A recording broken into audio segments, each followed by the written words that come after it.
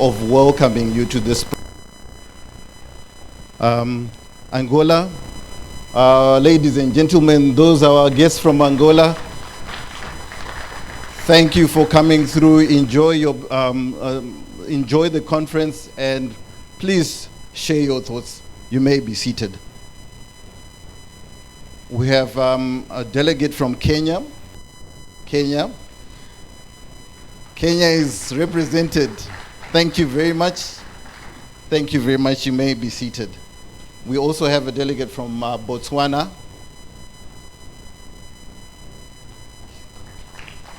Thank you very much. Africa. South Africa.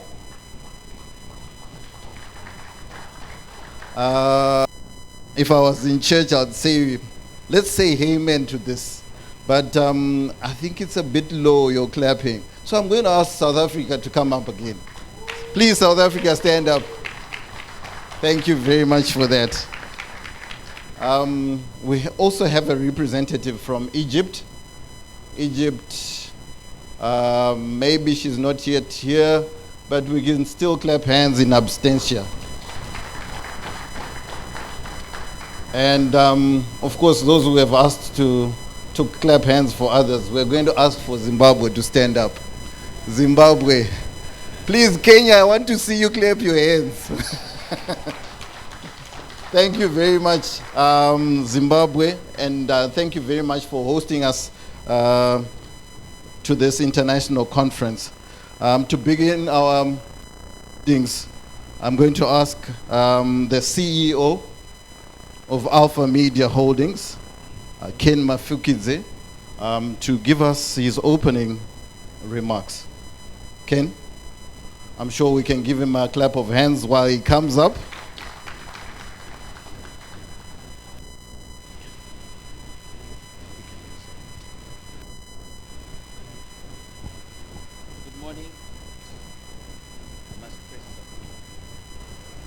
Good morning. Oh, much better. Okay. Good morning, ladies and gentlemen. I think given that there are probably 6, 7, if not 8 countries, I think a stronger good morning could help. Good morning, ladies and gentlemen. Thank you, thank you. Mine is the simplest of tasks, which is just to welcome you all to the 4th edition of the Renewable Energy Conference. And it's amazing to see how the delegates list has grown, how the depth of the presenters has increased, and really to see the bonds and friendships developing within the delegates. And I think there are people that I know that whatever happens, if I don't see them, I will then see them at the Renewable. Give Victor, my friend, good morning, how are you? Zema from there, how are you doing? And yeah, so ladies and gentlemen, it's wonderful to be here. And allow me to just follow protocol. And in absentia, I know he will join us later to acknowledge His Excellency, the President of the Republic of Zimbabwe, Dr. Edim Mnangagwa. We will also be privileged this year that we will be joined by the Vice President, Dr. Chiwenga, who will also join us. The Minister of State and Provincial Affairs and Devolution, Matebele North Province, Deputy Secretaries and their representatives here present. I was almost going to say Secretary of Energy and Power Development, Dr. Magombo, but I won't say that now. Permanent secretaries, senior government officials, members of the diplomatic corps. I think at the last count there were probably 15 or 16 and still counting. Senior representatives from parastatals. I know I saw Mr. Mazambani from Zera just now, and just to say morning, sir, how are you? Captains of industry, distinguished guests, ladies and gentlemen, But also, it would be amiss for me not to acknowledge and thank our sponsors, who will be thanked later, but we really value all of you. And really, I will just single out Millicent and Jingu for their continued sponsorship of this conference from about 4 years, the first edition where there were probably 20 or 30 delegates, to now being over 100. I think they are platinum sponsor, really deserve a big round of applause. And really thank you so much. Ladies and gentlemen, this is the 4th edition, and I think we really appreciate you being here. The climate change effects are there for all of us to see, but I think in all honesty, when one looks at how clean your solar energy and power is, it's not difficult to see how we need to focus on the renewables and keep them going. And I know each of you is a special place and on which they are focusing on this. And as I said earlier, we are probably going to have close to 120, 130 delegates in the room, but the event is also being streamlined, and I suspect we'll hit somewhere between 5 to 10,000 over the duration of the event. And that also demonstrates how far these things have gone.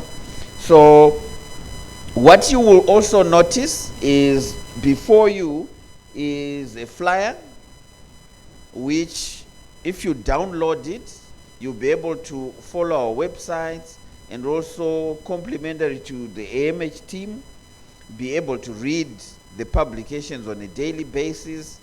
If you have any problems doing that, let us know. But it should really be interesting to see yourself being able to do that. And I also just want to acknowledge and welcome the AMH team led by the editor-in-chief Kolwani. If Kolwani, you can maybe stand up at the back. Kolwani is at the back, the brainchild of the event and the Standard, which is sponsoring this event and putting information out there. And information is important. I think I had a long chat with the permanent secretary yesterday regarding commissioning of Hwange, and I think she took me through the paces of what commissioning is, because what we all thought as normal people, when you commission something, it starts running. If you commission a Zupco bus, you get on it and you go wherever you're going. But she was teaching me that when you are commissioning a plant like they've done in Hwange very successfully, a big round of applause to the ministry. And it will, when complete, that $1.5 billion worth of investment will probably put 300 megawatts into the grid, but it's a process. There are countries that have been trying to commission things for years. It hasn't happened, but our team in Zimbabwe has done so very successfully. It is with the same success that we anticipate as we embark on this journey on renewable energy, we will be able to record. So to my sister, Gloria Magombo, welcome to you and your team. And we also thank the Honorable Minister, Soda, who will be joining us later, for your continued support on this journey. And it's really quite exciting to be with you. So, ladies and gentlemen, enjoy yourselves, interact. Mine is not to give you any graphics or technical things, just to welcome you, have fun. And it's not a talking conference, it's a transacting one. So we hope you can really transact and link up as we go. But there is a lesson that I learned, which I will just leave you with.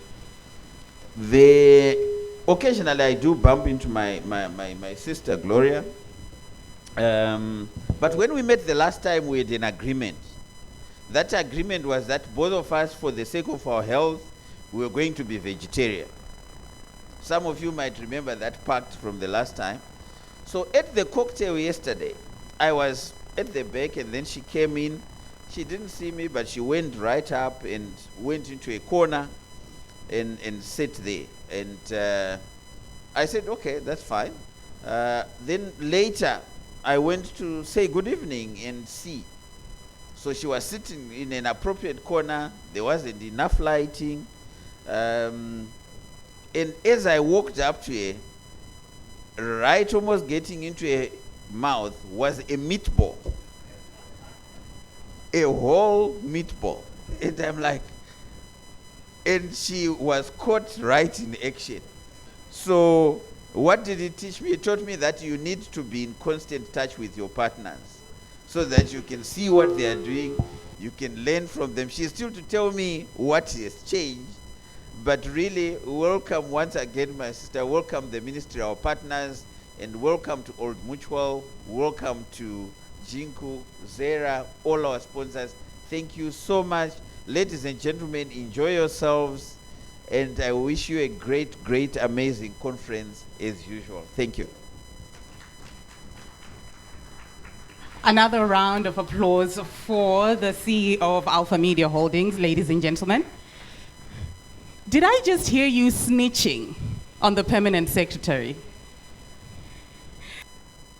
It's interesting that the Alpha Media Holdings Group CEO talks about climate change. Climate change is real, and we all need to accept that it's real. We know that we've been running COP26, COP27, and some have been saying it's a circus show. How many COPs do we need to finally make a decision that we're going to limit our warming up to 1.5 degrees? It's interesting yesterday that the permanent secretary was talking about the resources that we have in Africa and how we need to start utilizing them, networking and learning from each other. So I'm so glad we have different countries in the room and different stakeholders so that we can network. At this moment in time, I'd like to call upon the Permanent Secretary of the Ministry of Energy and Power Development, Dr. Magombo, to give us her presentation on the 4th edition of the Renewable Energy Conference. A round of applause, ladies and gentlemen.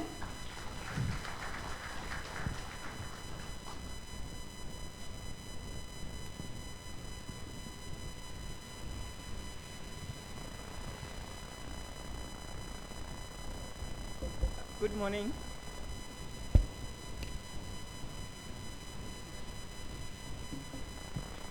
I'm happy that I don't know whether I'll call it the MC or the ED, which is the events director, has managed to bring my partner to order to say you don't snitch on friends. So, but I have to eat the meat, you know, it's not easy to stay away from that. So I'm a farmer and I can afford it, but I think I'll have to find a way of how to give the more vegetables to my partner so that he continues being healthy. Good morning to you all, once again, good morning. Thank you. I will not say much of protocol. I'll ride on the protocol from my our co-sponsor, our main partner, which is the protocol which has been highlighted by the Group CEO for MH Holdings. Kenya, thank you so much for that. But I'll still want to just acknowledge the major people who will be joining us tomorrow and some later this afternoon. Our patron, His Excellency the President of the Republic of Zimbabwe, and his Deputy VP, and his Deputy, the Vice President, and also our Honorable Minister, who is coming to this event, even if some of you would know that politically there's a lot of things happening where there are primaries and most of our principals are in their constituencies trying to ensure that they are elected.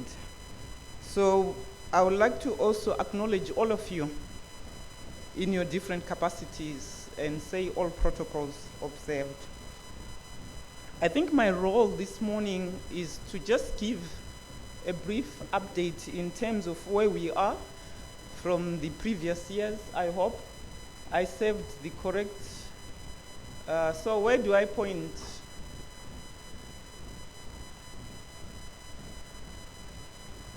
Okay, now I've got the direction and it's now responding. So I had said and promised the group MH engineer, I'm now calling him the engineer CEO, that I was going to talk about commissioning this morning. So he has already said what I wanted to say about commissioning, that it's not an event, it's a process, but most importantly is to acknowledge the work which is being done by our parastatal ZESA through ZPC in the construction together with the EPC contractor and partner, Power China, of the biggest milestone which we have crossed so far, which is that of putting Wange 7 on bars. I know we were sounding more like a broken record when we kept saying that is going to happen, and I can attest to the fact that yesterday I spent my whole morning and afternoon at the power station.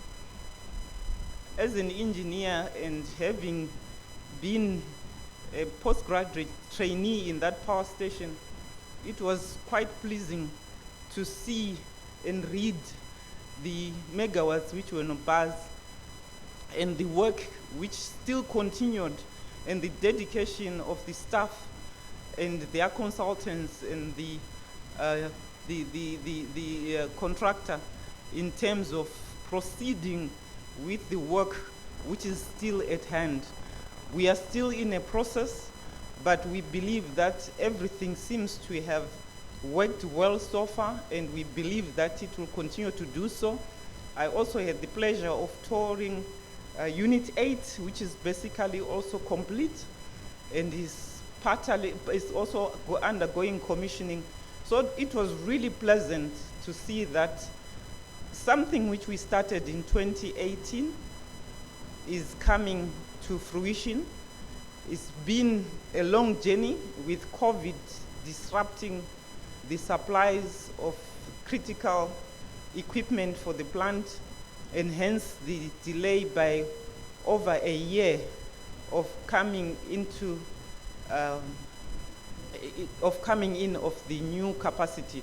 So it's been a huge relief, and I think when I was speaking to some of the young engineers who have been on this process for the past 5 years, they were really relieved when they saw that unit synchronizing and going on bars.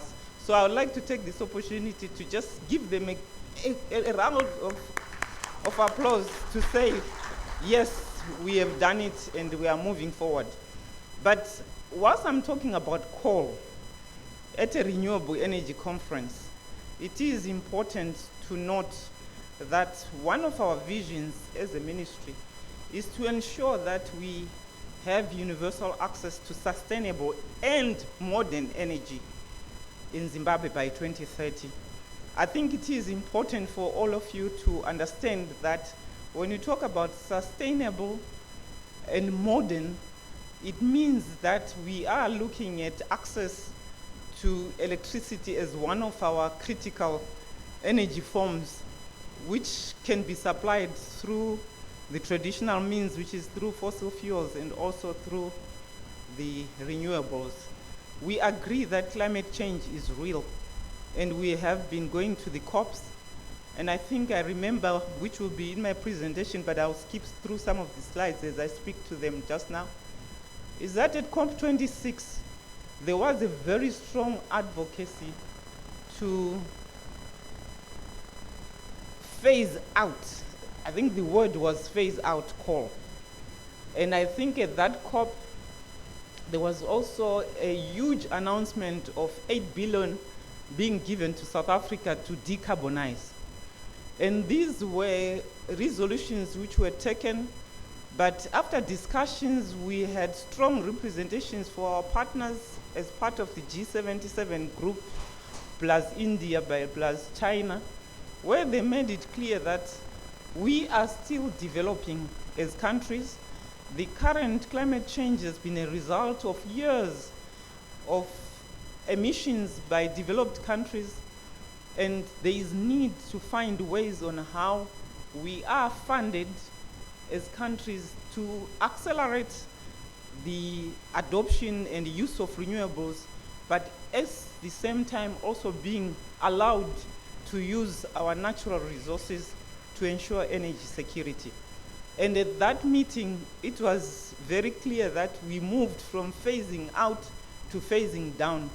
And hardly a year later, which was last year in 2022, where we had COP27, by the time we got to Egypt, the Europeans, after the challenges which had happened with the geopolitical instability which arose after the war between Russia and Ukraine, they had gone back to coal.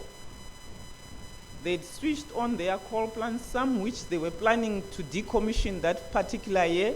They had stopped the decommissioning. And the question was asked why. It was all in the name of energy security.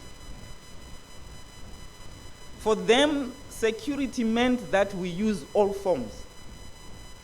But then they put a rider to say, oh no, but this is transitional. Once we are looking for new other ways of covering the gap which has been left by the loss of gas from Russia. So, ladies and gentlemen, I want to highlight that as we develop as countries, it is very clear that our security is in our hands. Nobody is going to define what your secure mix is. It is us as countries to define that. I think that's one lesson I've learned from interaction with our international partners. The second lesson has been that the International Renewable Energy Agency has been doing studies on financial flows over the years and also investments into renewable energy. And I think they commissioned the latest study, which was launched 3 weeks ago at the International Renewable Conference in Spain. And from that report, I'm sure all of you can Google that report. It's called the Global Landscape for Renewable Energy Finance, the report for 2023. It clearly shows that the trends in investments in renewables have been accelerated over the last 8 or so years. If you look at 2015, they had 662 billion US dollars, which was invested in renewables, spread over the renewable energy, energy efficiency, electrified transport, energy storage, hydrogen, and also carbon capture and storage. I think it's important to note that carbon capture recognizes the fact that we still have other sources of energy which will produce the carbon dioxide, but we need to invest in carbon capture technologies so that we can continue to use them. And there has been significant rise in that area. But I think the biggest rise came from the solar PV, which is one of the biggest and now most mature technologies, including wind, especially offshore wind. But from 662 billion in 2015, in 2021, we went up to 1 trillion. But in 2022, we went up to 1.3 trillion.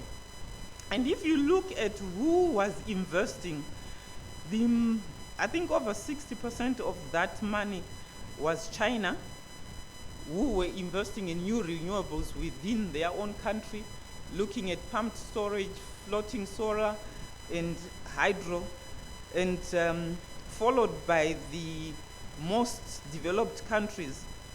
But with all that, less than 2% of these revenues, even if you add them all together, over a 10-year period, have gone to Africa.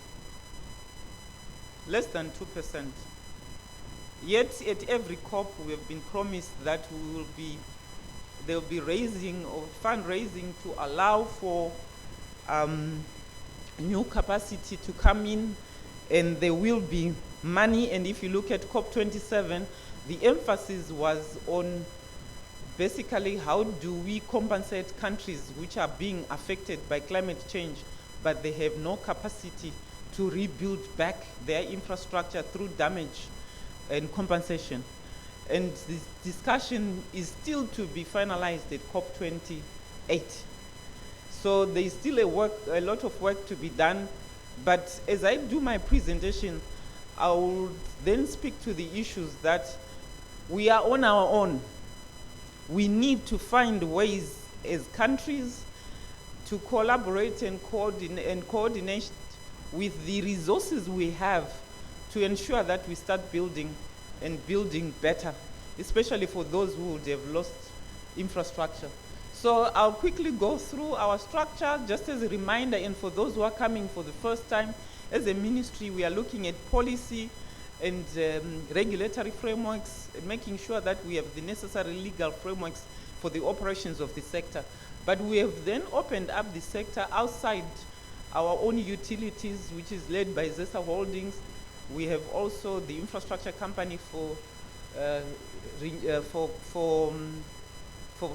fuels, and we also have independent oil companies. We have IPPs, and I'll speak to that part to say what is it we are doing to find ways of making it better for our IPPs. And then we also have our Rural Electrification Agency, which is quite critical in ensuring that no one is left behind, especially given that we still have some from the 62% energy access, we still have 30% of our population which is still dependent on traditional fuels and is not served by modern energy. We have policies. We are in the process of reviewing our national energy policy of 2012. It's now due for revision after 10 years, and we have also come up with other policies which were coming from that same policy of 2012, which is the renewable energy policy of 2019, the biofuels policy of 2019. And we I think it's 2 weeks ago, we had a team of varied stakeholders looking at the cleaning up of the energy efficiency policy, which is due for launch later this year. The issue of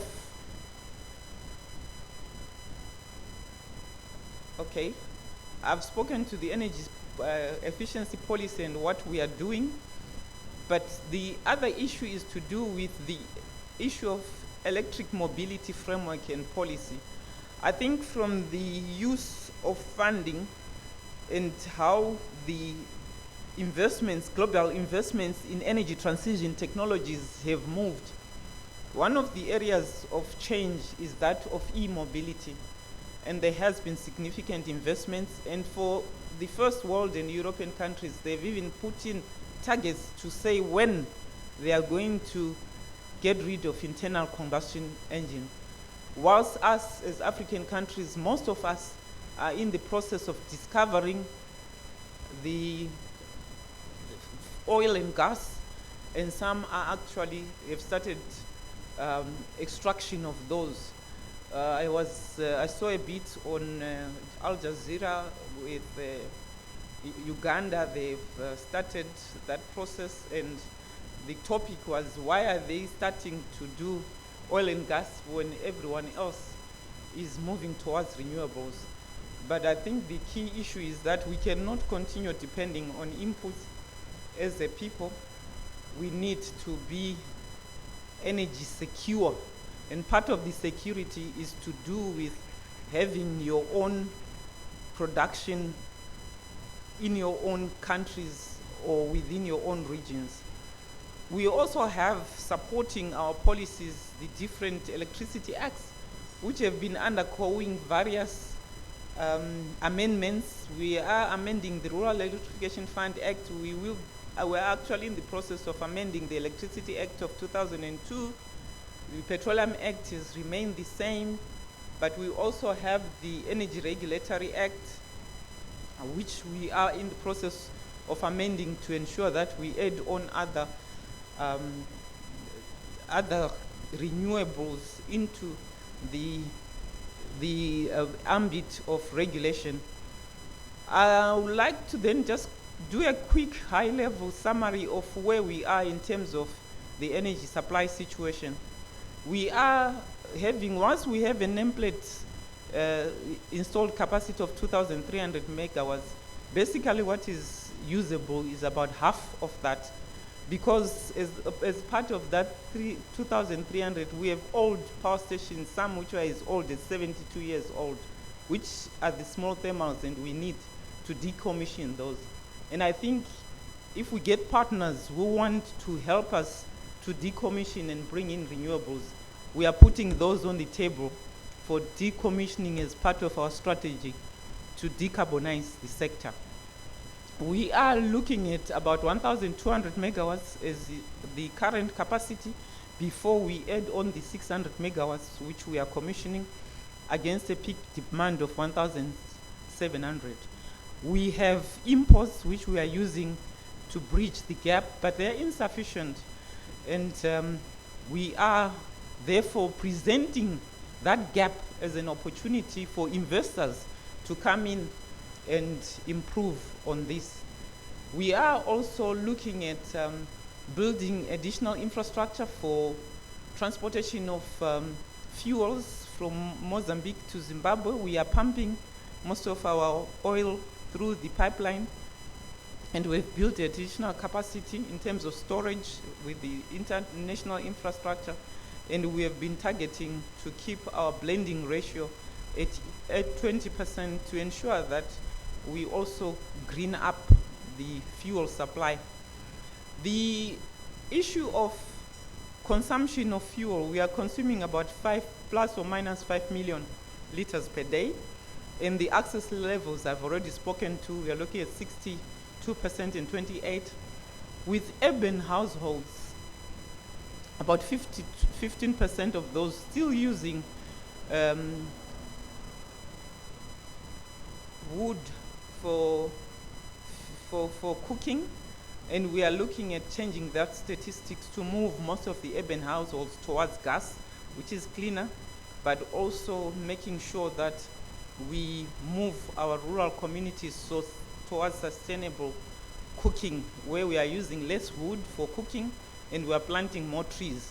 We don't think we will ever eliminate the use of wood, but we just have to do it sustainably. And then when it comes to the 2030 vision, as a ministry, we are there to ensure that the middle income status is achieved by 2030, and energy is a critical enabler, and the attainment of an optimum power generation capacity from both renewable and non-renewable resources is critical. And that will be underpinned by both domestic and foreign investments, because we really feel that it's important to facilitate domestic investments. We have seen that the projects which have happened and are happening have been driven by domestic investments, and we believe that it's important to support those and ensure that they are able to move forward. And that's a part of the lessons which we have had as a country. And also, we are looking at upgrading all the energy infrastructure as part of NDS1. We are working on upgrading or repowering Wange, where we have a plant. This is the plant I was talking about, where I joined as a postgraduate engineer in the late 89, and that's how old I am. And that plant is equally old now, and we need to ensure that we rehabilitate it and ensure that it's able to give us more years. We are still running a 72-year-old plant, and the plant in Wange is now between 39 years old and 36 years old, which is really old for thermals, but it has kept us going, and we believe we can still breathe more life to it.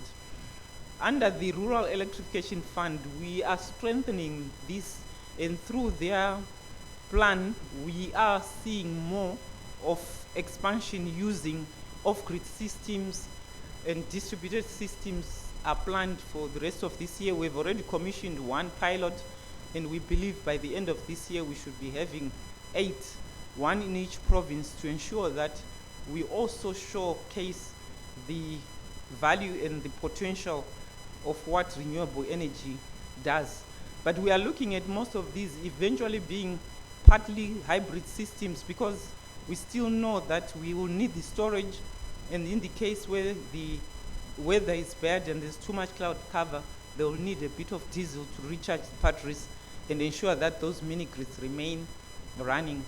We have huge plans for the various projects. Batoka still remains in our radar. We still believe that it's a project we need to do as part of our energy mix to ensure that we de-risk the different technologies which we need for the country. IPPs are key and important to us as a government. We've seen more IPPs being commissioned in the past year, where the contribution has increased significantly, and we believe that we can do more. And we seek partners to develop the Gwai Shangani mini grid, mini hydro power plant, and we are looking for partners, because the decision of government is that as we build new dams, there will always be a provision for power generation. Coal bed methane remains an area where we need investments. We still believe gas is a transitional fuel and we can still use it. We have not seen much investment in this area, but we believe that it can be still looked at as a potential for us to ensure we decarbonize. Net metering remains an area where we have been capturing all the work we have done as customers to install your own renewable energy technologies, to give it, some of you as backup, but some of you as your first line of supply. And we have seen ZTTDC by end of December connecting over 117 customers for net metering from about 175, and I think some of these have already been added because the statistic I have was of December. And there's potential for about 12 megawatts, which can be mobbed up through that exercise. And we would like to encourage people to continue doing those investments. Then wind resource, yes, we have wind in this country. We have already done some wind resource assessment for Mamina, where there is potential to do up to about 400 megawatts. And we know of some of developers who are looking at that site for potential development, and some of them who are here with us. And some are they've already put up their own masts at different areas where they are already measuring wind speeds. And we believe that from those projects and from the results we saw last year, that there is potential to do a lot, given that the wind speeds did manage to go and be maintained about around 8 meters per second. So we believe that with the additional work with African Development Bank, we are doing further studies, and these studies will then use to be part of the projects which will call for bids as government through procurement, competitive procurement, especially those which we are going to do with African Development Bank. For solar, the potential is there. I will not speak to that, but suffice to say that through ZESA, they had identified over 500 megawatts of solar, which can be developed with minimum grid disruptions, and of that, 370 megawatts has some pre-feasibility studies which were assisted by the World Bank, which we believe once we have set up the procurement framework for competitive should be candidates for competitive procurement. Coal, I've spoken to this, we still have resources, and when I spoke to the issues of investment in renewable energy technologies, I spoke to the fact that carbon capture is one of the areas where there is now a lot of work being done and investments are increasing, and we believe that with more research and development, we should be able to reduce the level of carbon dioxide which goes into the atmosphere, and still be able to environmentally friendly operate these stations. But suffice to say that the new plant is coming up with a scrubber which will be removing some of the nitrogen oxide gases and sulfur dioxide gases from the atmosphere before it's actually released. So we continue to encourage renewable energy efficiency, and I've already spoken to the policy development, and that we did have significant input from stakeholders. Solar water heating in terms of thermal solar is one area which we believe is a huge opportunity, especially for heating in households and also even institutional heating like hotels. We still believe that there's need for them to invest, especially those in big falls, in solar water heaters, and ensure that they take their hotels off heating using electricity, especially in the current challenged environment we have. When you talk about hydro resources, I spoke about the small resources, but there are huge hydro resources which we do have and have potential to give us an additional 10,000 megawatts once developed, excluding Kariba, North Bank and South Bank. And there is a lot of work which still needs to be done along the various gorges of the river. We know climate change has resulted in less and poor hydrology over the years, but we still believe that when we put in these cascading power plants, we will get more value, especially if we use them concurrently and in conjunction with the others, so that when we are running one at maximum capacity, the others are building up downstream, and we continue doing that throughout the year, and we should have a much more secure energy as we go further. And this will also include other I realize that I don't know whether I've been cut off, but okay. So there is on energy, on solar resources. I will not repeat this. I've said it in other ways. Wind, we have the map. Incentives, we have already spoken to incentives in terms of what government has put in place. We have the renewable energy policy on our website, but what is critical is that we are now doing a consolidated national integrated energy resource plan through the African Development Bank funding, which has been given, and we are going to tender now for consultants to consolidate all the plans which have been done. ZESA has been doing the national system development plan. We have the RIA energy master plan. We have the solar integration plan, which was done by World Bank, and we want to consolidate all these into one single main integrated plan to ensure that as we plan and as we move forward, we are able to use this plan. We have all the different codes and other issues, but I've already spoken to the opportunities for solar. But what is critical is that we are seeing mines and local industries coming in and building their own capacity and using some of the IPPs. And we believe that this is an opportunity which we should not miss, and we should ensure that with the new sustainable governance frameworks which are being demanded of even mines in future, if you don't have any input from green energy, you might not be able to sell your minerals. So it's important that we still embrace these. We have also put in the opportunities which exist in the biofuel sector, and we believe that there is more which needs to be done within our mini grids in terms of power. I've spoken to wind. I've also put in some of the stages in terms of what which need to be followed as you develop your projects. We have seen a lot of people coming with need for government support for projects, but we need, especially for those who are following us online and also here coming from outside, to get to appreciate some of the steps which are required in terms of acquiring investment licenses, pre-feasibility studies, and everything else.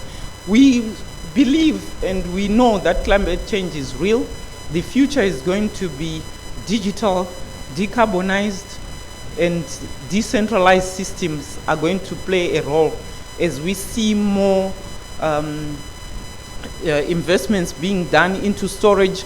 We've already seen, I was speaking to a former colleague who used to work with us in ZESA, but is now based in the UK, and he's doing a lot of work with the national grid in the UK, and he was saying that they've been procuring utility storage batteries to capture the renewable energy, especially off-wind power which is being produced. And with the loss of the gas from the UK, there's a lot of emphasis, and the actual lead time for procurement of batteries is actually increased because of that, because everyone is now investing into these into the storage at utility scale level, and we believe that ZESA will need to also consider this as we move forward. And the other issue is that with renewables, you can scale it up, you can start small, you can be a consumer, be able to produce and even supply the excess to the grid. But I would like to leave you with this summary to say that in the latest international conversations, globalization has been found to be a challenge. I think with COVID and the shutdown of China, it became very clear that being dependent on one single customer, especially when it comes to renewable energy technologies, became a challenge because no one could get anything from there. We were equally affected. So it's important that from an energy security point of view, there's decentralization. I think Europe is now looking at building their own big production places for renewable energy technologies within Europe, and the Latin America and Northern America is also doing the same. I think if you look at the American,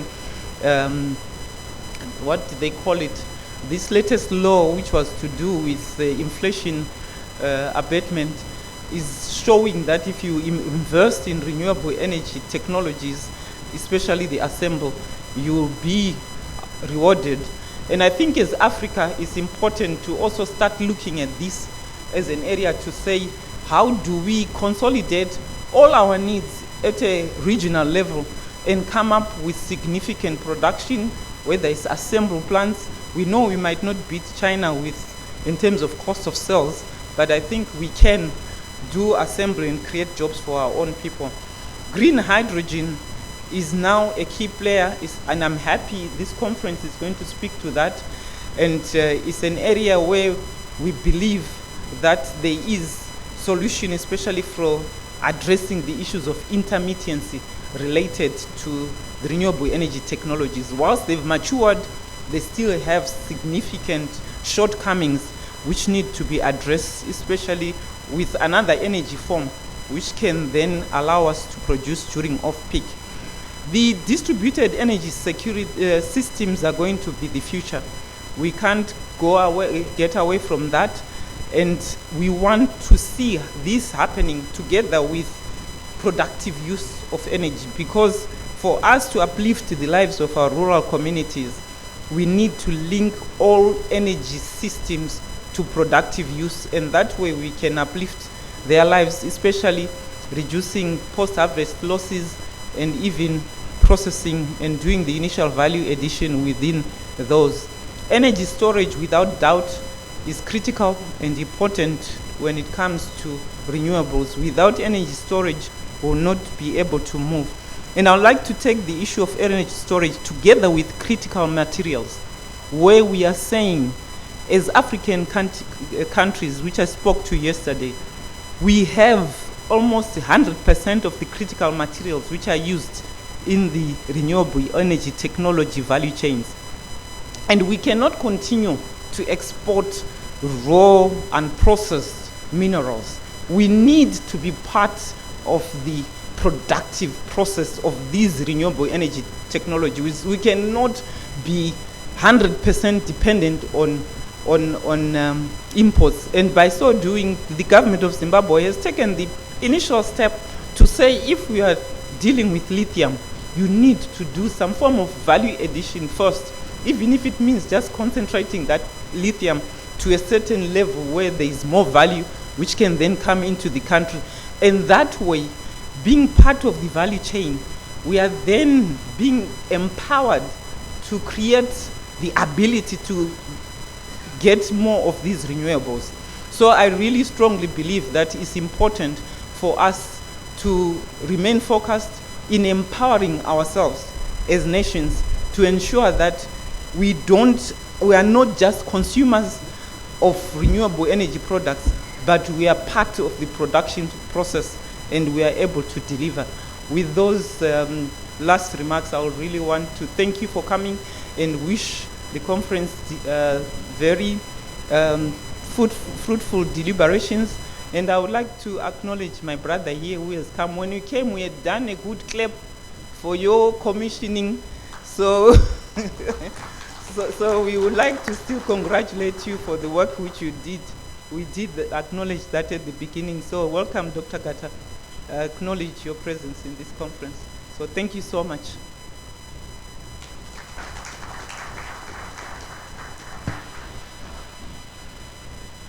Thank you very much, madam. I would like you to take a seat on the high table as we prepare for the next program.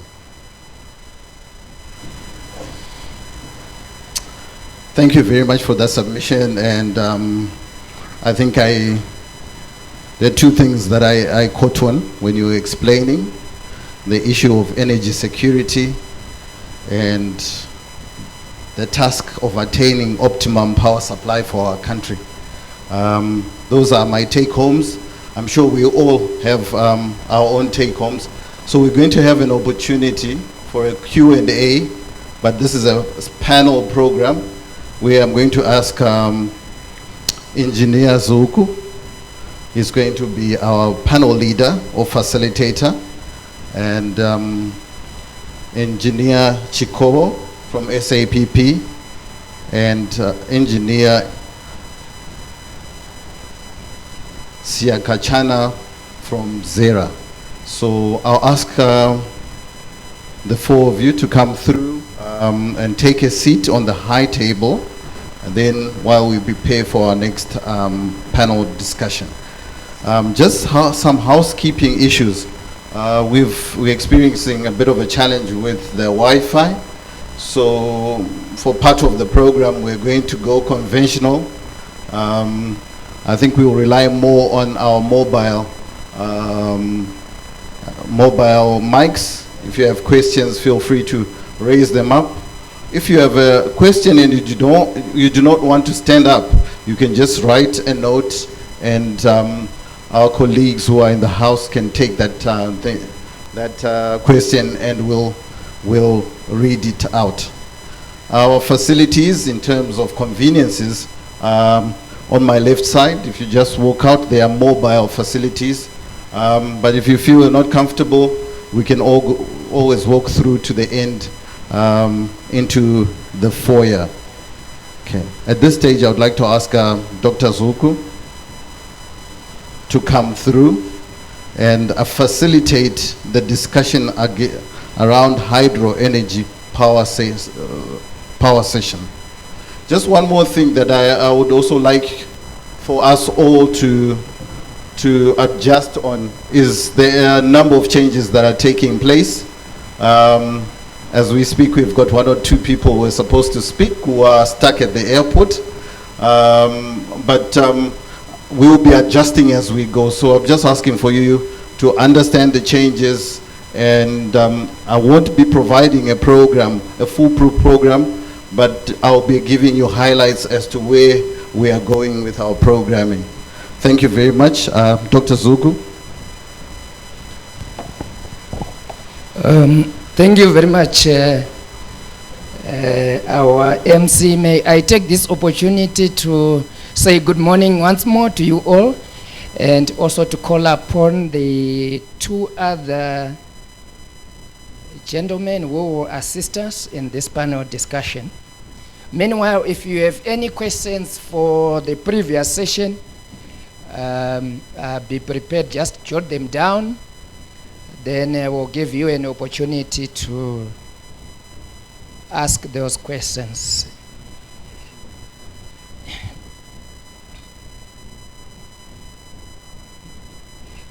Okay. I will start with the PS presentation, in which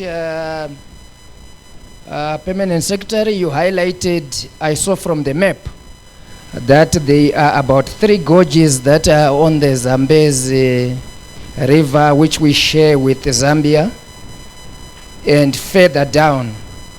What would be the key steps in developing those gorges and ensuring that we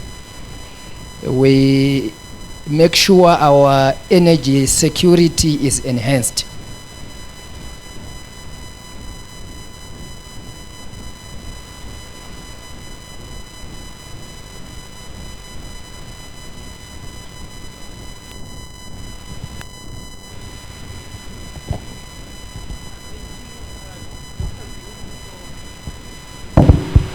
Thank you, Dr. Ziwuku, for that question.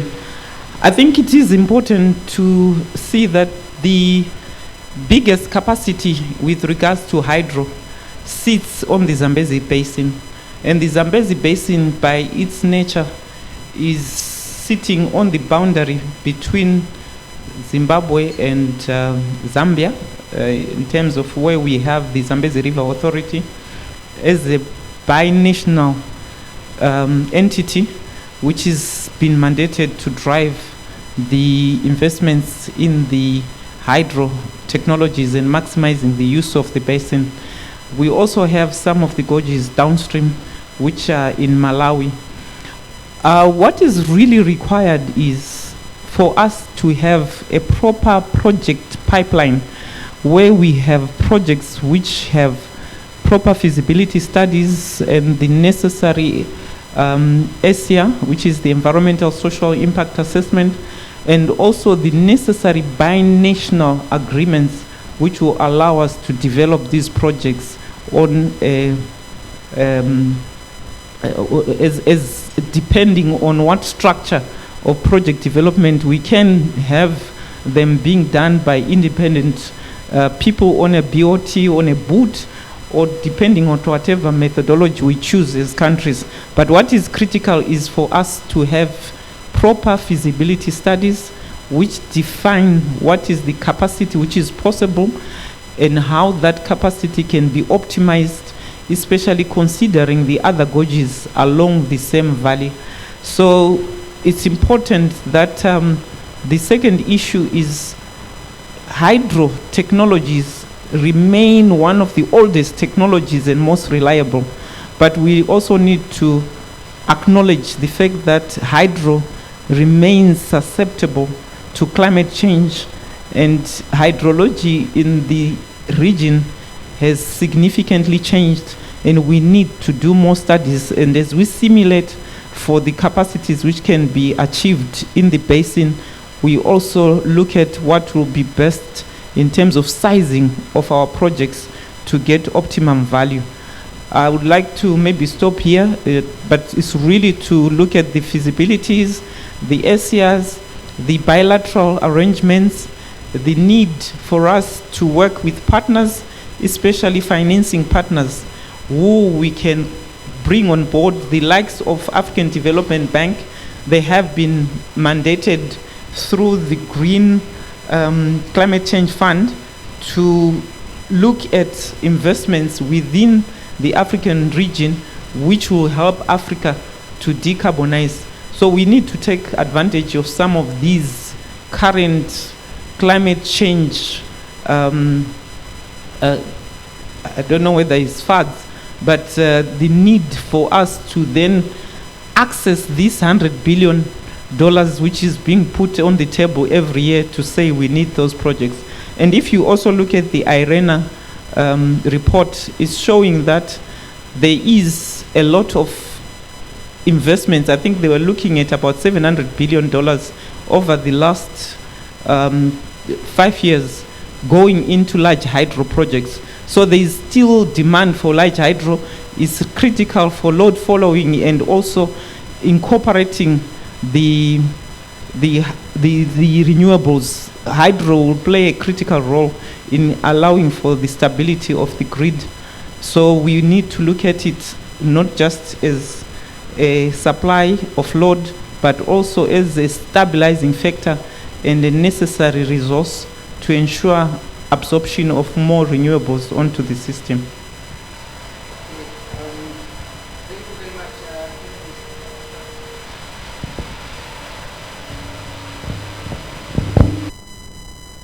Hello. Yes, thank you very much, Permanent Secretary. I will move on to Mr. Chikova from the Southern African Power Pool and say, what is the role that you have seen hydro playing in our SAP network as a region, and what has been the experience, key takeoffs from the operation of hydropower plants in the SAP region?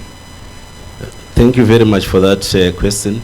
From a regional perspective, I think I want to give an overview first in terms of the energy supply. That almost 62% of the supply is currently on coal supply. Then about 23% is hydro.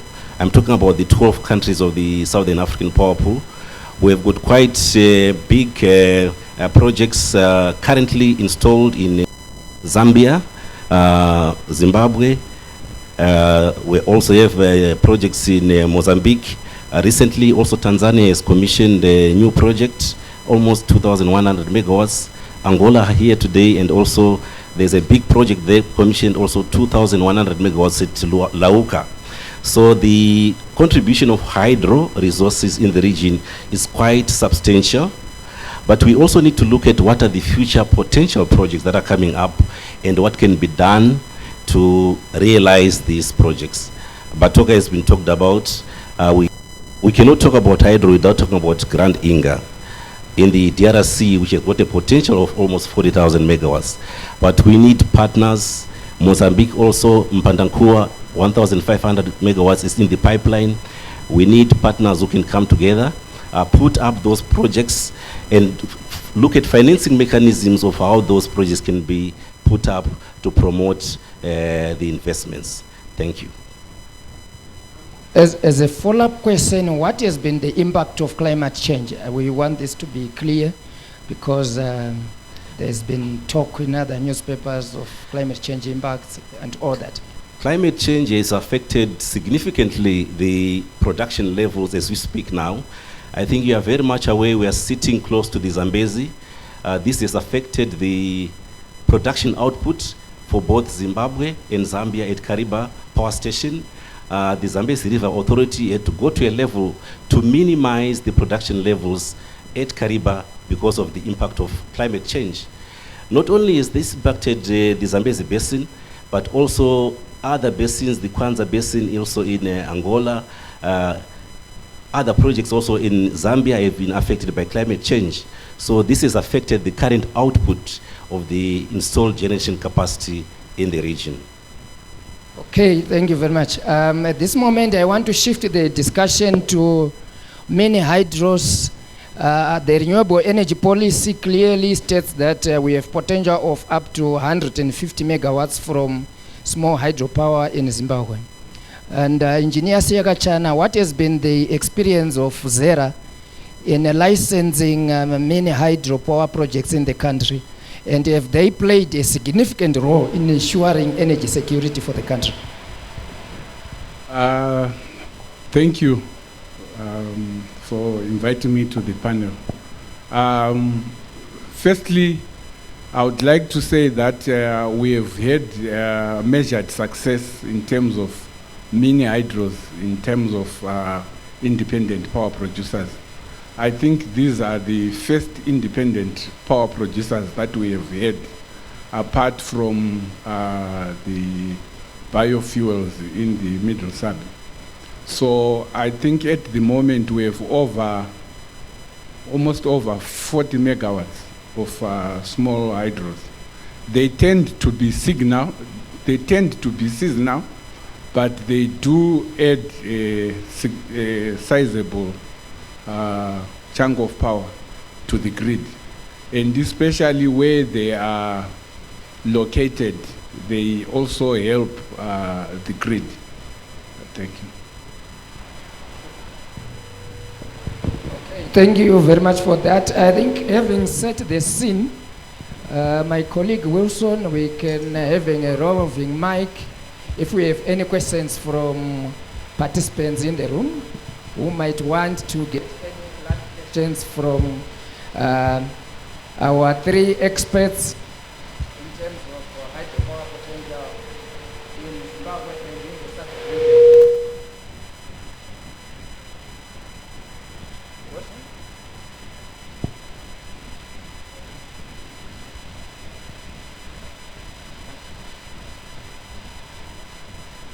If we can see by show of hands if we have any questions for our panelists.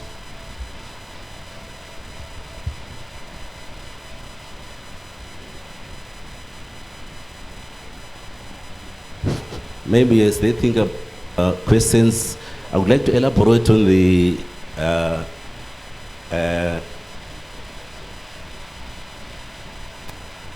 in terms of the projects that I've talked about. Hydro projects are intensive in terms of financial resources, and normally these are located very, very far from the load centers, and there is need of transmission evacuation. We cannot talk about hydro development without transmission. So there is need to build highways in terms of transmission projects that would move the power from the generation sources to the load centers.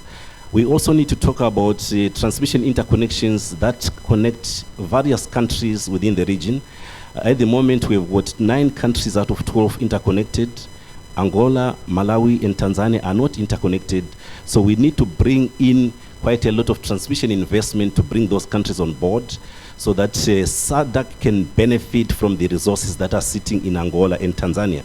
So transmission is a key in terms of unlocking the potential of how we can move the power from the various sources. Thank you.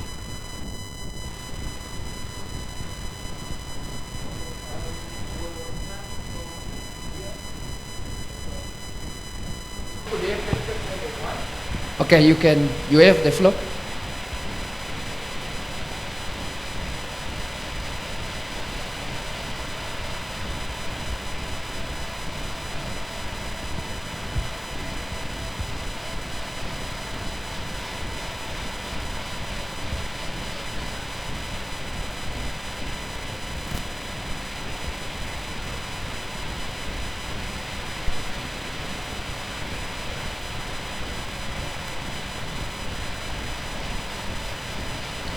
Okay, I would like to follow up on the issue of transmission systems to make the hydro schemes successful and interconnected.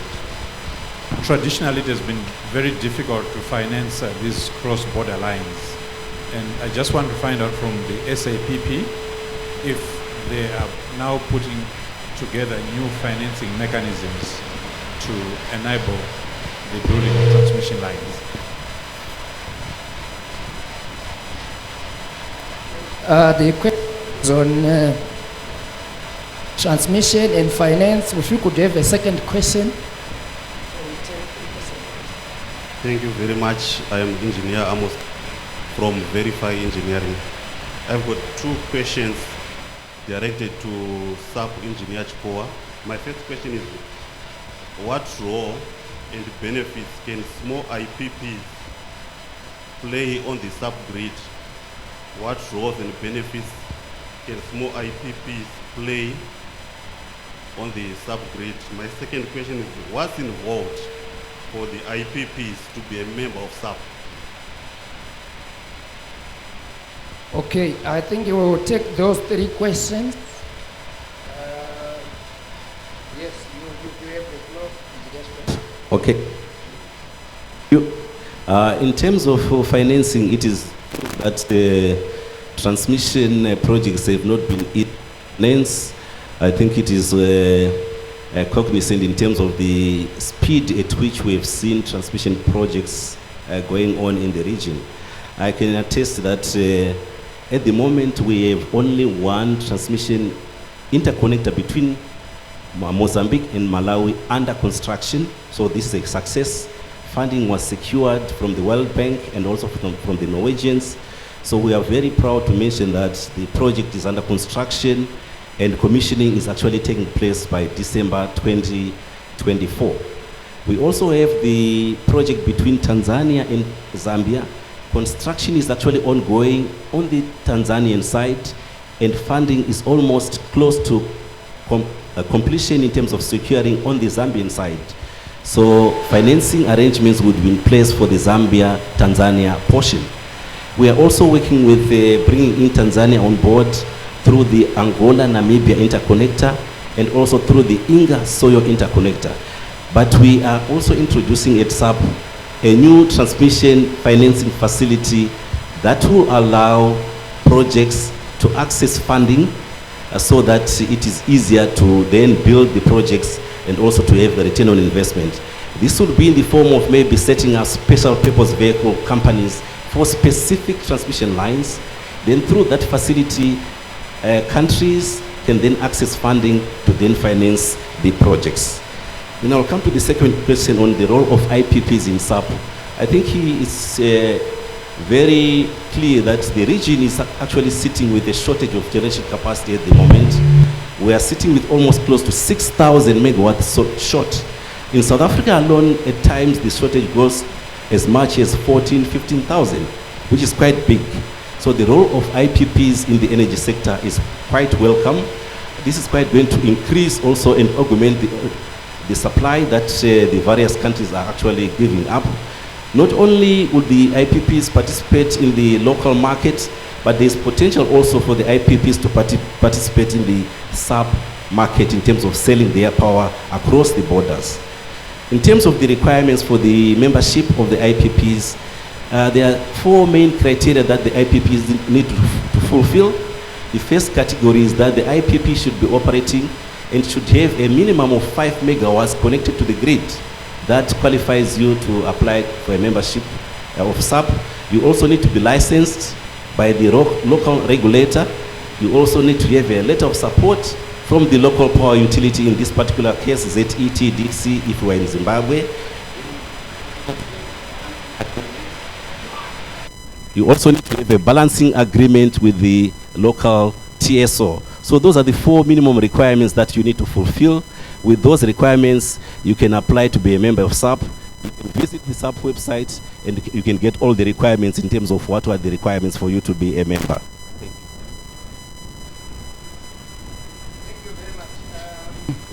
I don't know if we still have any additional questions from the floor. If there are no further additional questions, I wish to thank the Permanent Secretary and Engineer Siakachana, Engineer Chikova for fielding those questions and enlightening us on the SAP and hydropower issues. Thank you very much. Back to you, Wilson.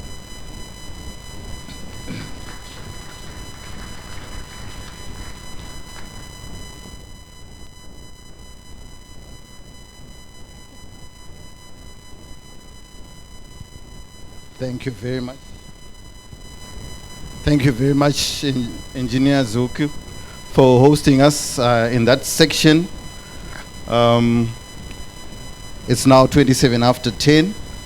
We are just going to break for tea for the next 15 minutes. Just something that I need to advise the audience. We will be having COVID tests in this place. So what we're going to do when we're back, Rose will be ushered to the clinic or the mobile clinic. I see a lot of people are not smiling at me. I was afraid of saying this one, but I think I have to be strong about it. We are all going to experience it as we have experienced it before. We're going to have COVID tests just outside. There's a place we'll show you. So what we're going to do is we're going to ask, beginning with the row at the back, and we move up until everyone has had their COVID test. Unfortunately, tomorrow it's the entry ticket. I hope you understand what I mean.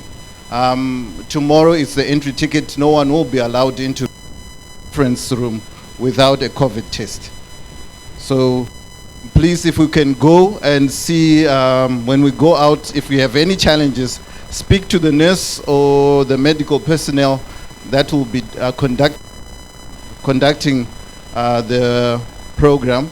Then we'll take it from there. So at this stage, I'm going to just allow for a few things that are going to be flying on the digital screens as we go for our tea break. Tea break is 15 minutes, and then we'll come back to our next session. This has been necessitated by a delay that I mentioned earlier, so we're just trying to accommodate that delay. Thank you very much for your patience. Let's quickly have our tea and then come back. Quickly have our tea and then come back. Quickly have our tea and then come back.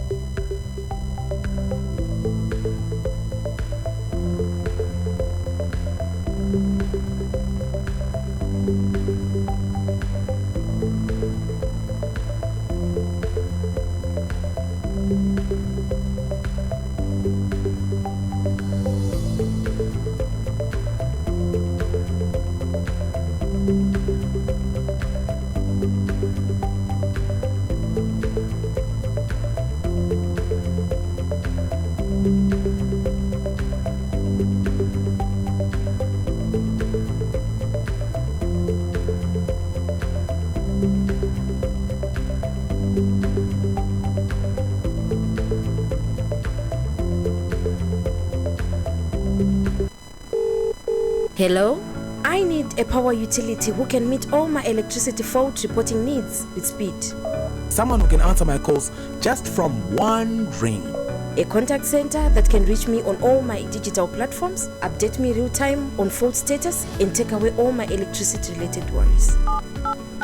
With the new ZETDC National Contact Center, you get all your electricity communication needs from one source. Fault reporting updates, follow-ups, and real-time update on various digital platforms. Here's the chance to be assisted by a well-trained professional team. Simply call 704 or 0242 704 040 or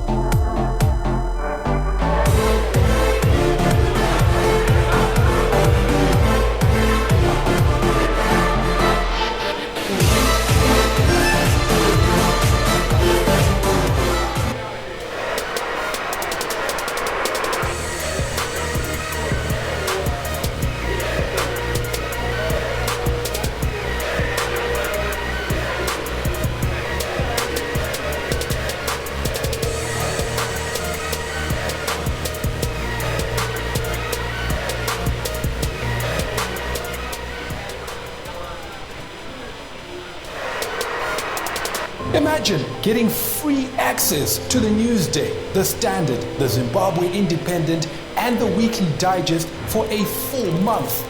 Well, you can, and all you need to do is download the Newsday e-reader app on Google Play Store or scan the Newsday QR code in any of the AMH print.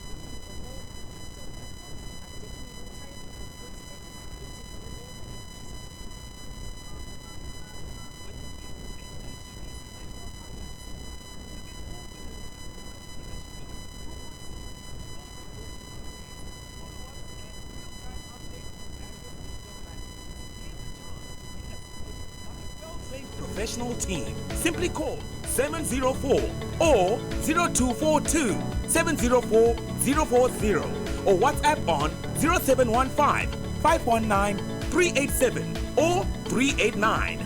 The new ZETDC National Contact Center. Client convenience through technology. Hello? I need a power utility who can meet all my electricity fault reporting needs with speed. Someone who can answer my calls just from one ring. A contact center that can reach me on all my digital platforms, update me real time on fault status, and take away all my electricity related worries.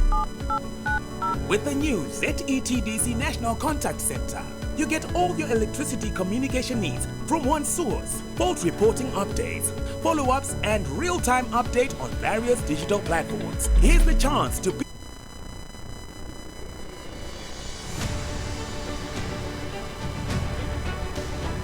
The Zimbabwe Energy Regulatory Authority is a body corporate established in terms of the Energy Regulatory Authority Act of 2011. It is mandated to regulate the entire energy sector in Zimbabwe in a fair, transparent, efficient, and cost-effective manner for the benefit of the customers and energy suppliers. Our vision is to be the regulator that promotes universal access to sustainable energy by the year 2030. ZERA regulates the Zimbabwean energy market cost-effectively through incentive regulation and in a fair and transparent manner to achieve sustainable energy.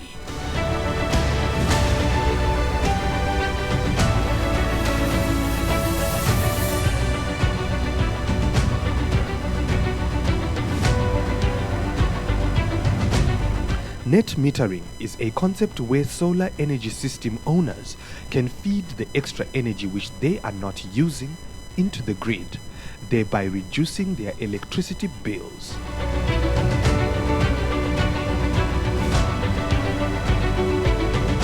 Let's say your residential, industrial, farming, or commercial property has solar PV panels or other renewable energy generating up to 5 megawatts. Through net metering, you will be able to offset part or all of your electricity requirements.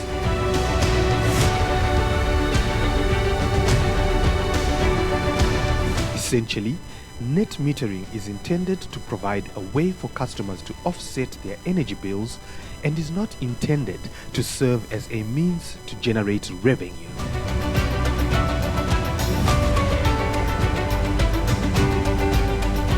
Once you've had an expert to install the best solar that works for you, one can apply for net metering with the Zimbabwe Electricity Transmission and Distribution Company, who will carry out grid impact studies before allowing connection to the grid. After you're connected to the grid, for every 1 kilowatt hours that you export to the grid, you will receive credit for 0.8 kilowatt hours for domestic customers and 0.85 kilowatt hours for demand time of use customers in the billing period.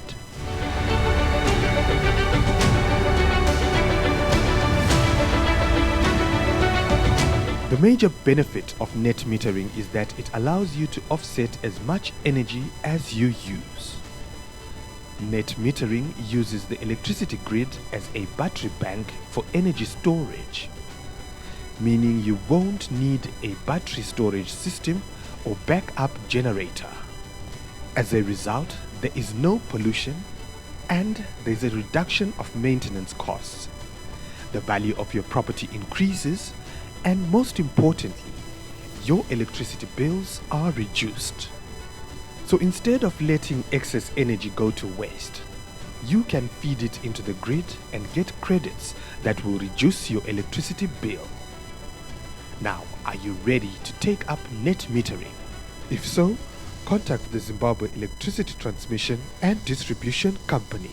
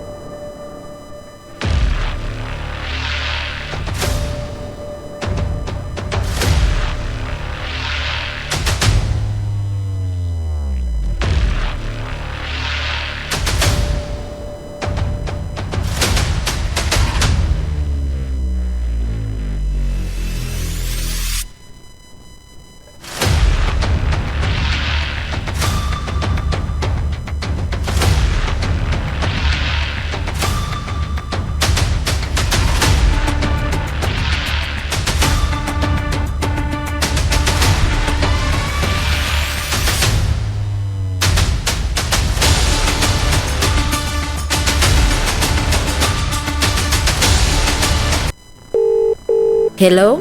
I need a power utility who can meet all my electricity fault reporting needs with speed. Someone who can answer my calls just from one ring. A contact center that can reach me on all my digital platforms, update me real time on fault status, and take away all my electricity related worries.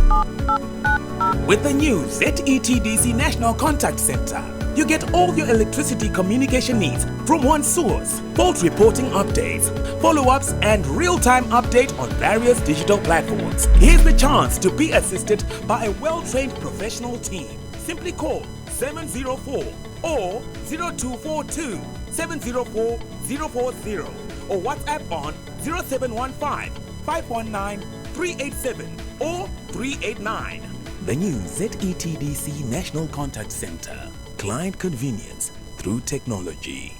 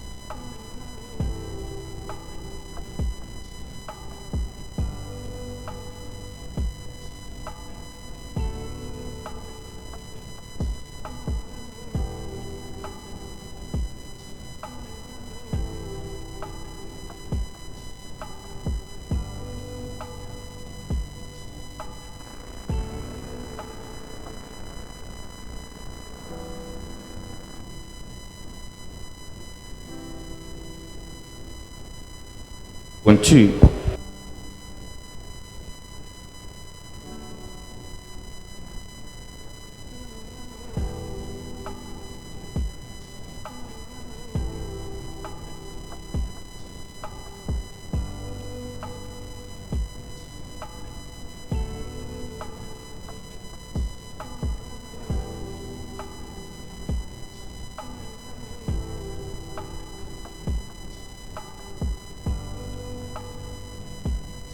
One two, 1 2, 1 2, 1 1 2, 1 2, 1 2, 1 2.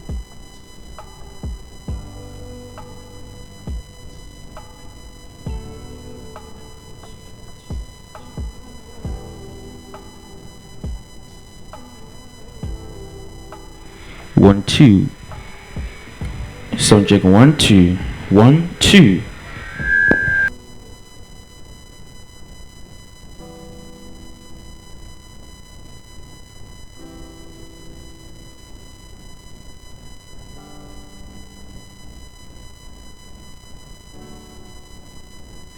One two, sound check one, sound check 1 2, 1 2, 1 2, 1 2, 1 2, 1 2, 1 2.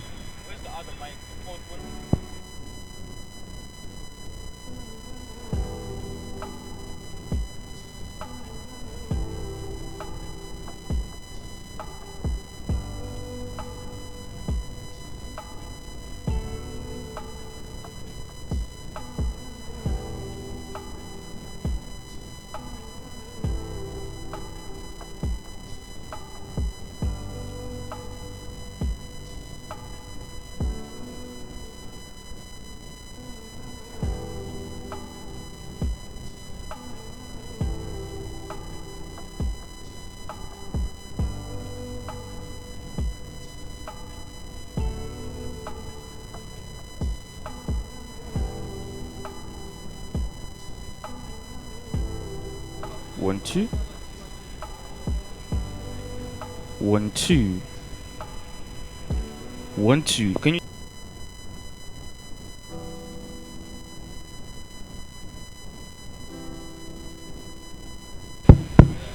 One two, 1 2, 1 2, 1 2. Sound check 1 2. 1 2, 1 2.